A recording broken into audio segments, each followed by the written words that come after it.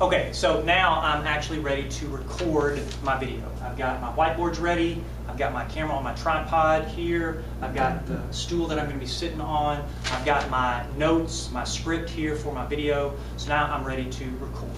Okay, so I'm going to turn my camera on and make sure I've got everything in the frame like I want it. Yes, I do. And so let me do my frame check.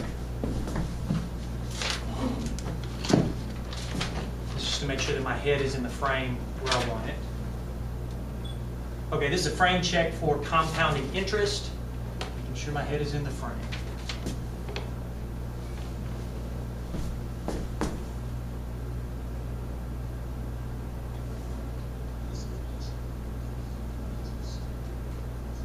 All right, I'm actually a little bit too far to the left, so I'm going to move myself over, do my frame check again.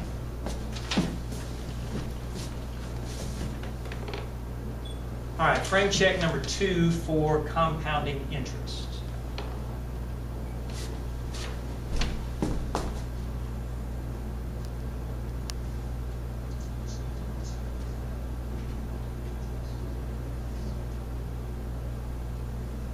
Okay, that's better. All right, now I get my red marker. I typically do all my writing on the boards in red since I write on the board in black so they can see, what I'm writing while I'm solving my examples here. Okay, so now I'm ready to do the video. Okay, make sure I'm on record here. Yeah. Okay. Compounding interest. Okay. Okay, in this video we're going to look at compounding interest, and we're going to look at it. Here's my first take that wasn't quite how I wanted it. Okay, in this video we're going to look at compounding interest, and we're going to take, all right, so here's an example of the first hurdle, which is like the first 10 to 15 seconds of the video, which I very often have trouble, getting past that. So now I'm on my third take here. All right, let me make sure I know what I want to say.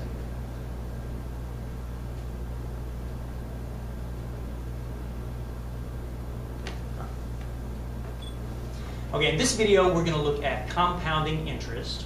So let's take a look at example number 1 from your notes. If $400 is invested at 5% per year, compounded annually,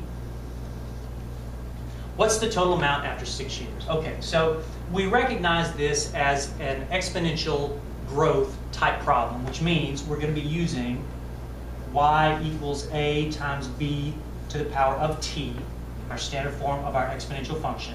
And we just need to know what are going to be our values of a and b. A is our initial value, b is going to be our growth factor.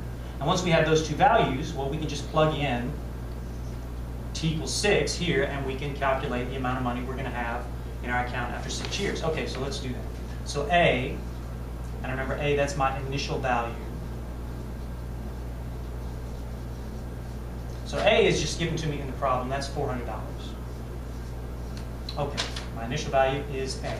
Now, B, in order to calculate B, that's my growth factor. And I remember in order to calculate my growth factor, I need to know my growth rate. So R, that's my growth rate. And R is also given to me in the problem, it's 5%. Although, I remember I have to express that percentage as a decimal. So, 0.05. Okay, now I've got R, my growth rate, and now I'm ready to calculate B, which is my growth factor. And my growth factor, I can calculate using this little equation here, 1 plus my growth rate. Well, I already know my growth rate, it's 0.05, so 1 plus 0.05, and now I have B, my growth factor. So now I have everything I need, I just plug in A and B here into my function. A is 400, B is 1.05, this 1.05 to the power of t. Now, if I want to know the total amount that's going to be in the total amount of my investment after 6 years, well, I'm just going to calculate the value of y after 6 years, 1.05 to the power of 6. And if I punch that into my calculator, I get $536.04. All right. Okay. So far, so good. Now, the next example, we're going to look at what would be the amount in our bank account if we didn't calculate our interest once a year, but if we calculated it more often than once a year, and that's called compounding interest. So let's take a look at that example. So example number 2, the same $400 is invested at 5% per year. Again, that's the same interest rate that we had before, except this time it's going to be compounded semi-annually. In other words, instead of calculating interest and then adding that to the account once a year, we're going to be doing it twice a year. All right? So once in the middle of the year, once at the end of the year. So now, again, we want to know the total amount after 6 years. Okay, well, again, I recognize this is going to be an exponential growth problem, which means I'm going to be using my exponential, the standard form of an exponential function. This time, however, I'm going to write it like this. Instead of writing it a times b to the power of t, I'm going to write it as a times b to the power of x. And you're going to see why in just a minute. Okay, so now, once again, I need to figure out my values of a and b, my initial value and my growth factor. All right, well, my initial value, a. Again, that's the same thing it was before, $400. All right. To calculate my growth factor, again, I have to have my growth rate.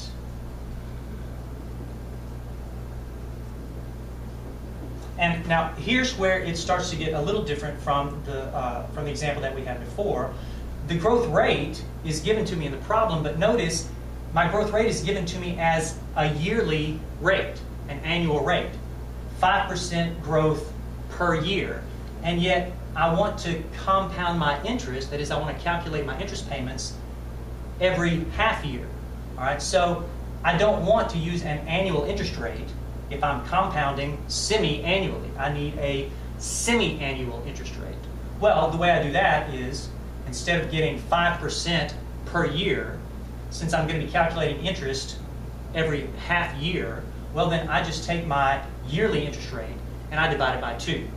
So my growth rate is going to be 5% divided by 2. That is my annual growth rate divided by 2, which gives me 2.5%, or, remember I have to write that as a decimal, 0.025. All right. Now again, remember this value right here, this is my growth rate, but more specifically, this is my semi-annual growth rate. All right. My annual growth rate was 0.05. My semi-annual growth rate is 0.025, half of my annual growth rate. Okay, so now I got R, my growth rate. Again, I want to calculate my growth factor, and my growth factor